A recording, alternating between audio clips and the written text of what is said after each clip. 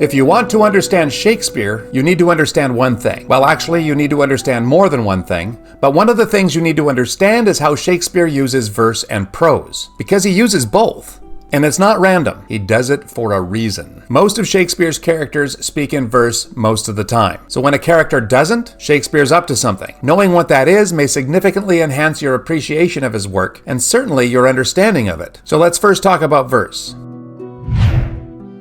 Verse refers to the dialogue written with poetic structure. It's typically iambic pentameter. We've talked about this before, but here's a quick review. Here's Hamlet's first line in the play that bears his name. A little more than kin and less than kind. You see that it has 10 syllables, and every other one is accented. Ba-dum, ba-dum, ba-dum, ba-dum, ba-dum. But you don't have to scan it to know that it's written in verse. It's really easy to see because the lines all start with capital letters. The type of verse that Shakespeare primarily uses is called blank verse, or unrhymed iambic pentameter, though he occasionally employs rhymed verse for specific effects. For instance, he will often end a scene with rhyming lines.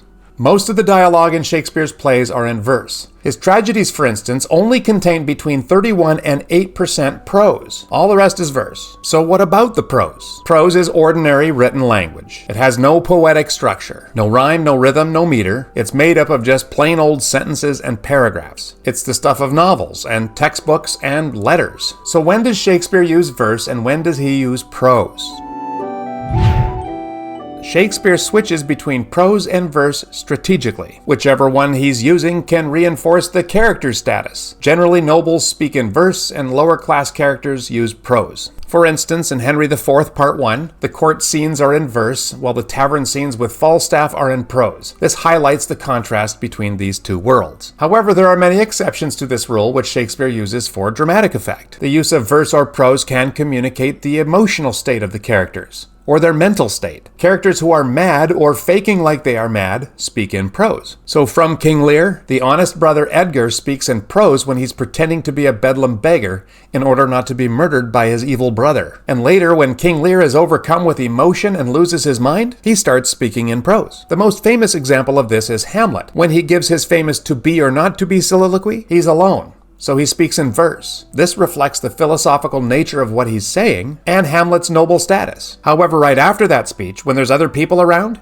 he's pretending to be mad, or he is, and then he speaks in prose. He speaks in prose through most of the play because through most of the play he's mad, or pretending to be. And that leads us to the next use of prose, when characters are disguised or involved in deception of some sort. In Act 1, Scene 1 of King Lear, Regan and Goneril are both princesses, so they always speak in verse, until they are together plotting against their father and their king. This dialogue is in prose. In Scene 2, Edmund makes a little speech in verse. He's the son of the Earl of Gloucester. But when he bears false witness to his father against his honest brother, he speaks in prose. Interestingly, Gloucester also responds in prose. He speaks in prose when what he says shows that he accepts the lie as true. Interesting. Verse also often denotes formal situations and serious topics, while prose is used for more casual and comic scenes. In Much Ado About Nothing, about 3/4 of the play is in prose. This reflects its comedic and witty nature, but more serious or formal moments do shift to verse. Drunk characters speak in prose. In the famous Porter scene in Macbeth, the porter is drunk, and he speaks in prose. He's also speaking in prose because he's not of the noble class. And all these reasons and examples can highlight thematic elements in the play. So Shakespeare's use of verse and prose is not merely stylistic. It serves many purposes, including character development, and it reinforces all kind of thematic emphases.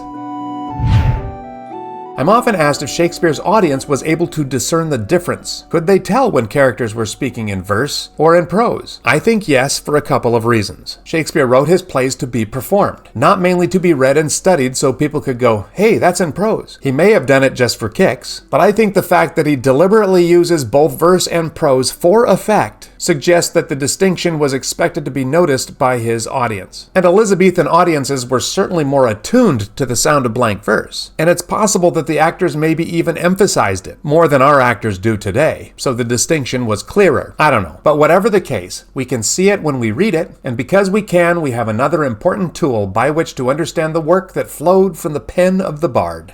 Thank you, and we'll see you next time.